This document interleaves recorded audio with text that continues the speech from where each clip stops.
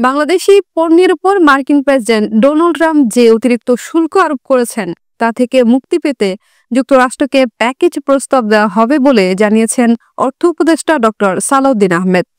মঙ্গলবার সচিবালয়ে সরকারি ক্রয় সংক্রান্ত উপদেষ্টা পরিষদ কমিটির বৈঠক শেষে সাংবাদিকদের সঙ্গে আলাপকালে উপদেষ্টা কথা জানান। অর্থ উপদেষ্টা আরও বলেন, বাণিজ্য উপদেষ্টা গিয়েছেন প্যাকেজ নিয়ে, আরও কি কি কেনা যেতে পারে তা নিয়ে। যুক্তরাষ্ট্রের আরোপ করা ৩৫% শুল্কের হাত থেকে রেহাই পেতে এরই মধ্যে দেশটির ৬২৬টি পণ্য শুল্ক ছাড়ের ঘোষণা দিয়েছে বাংলাদেশ।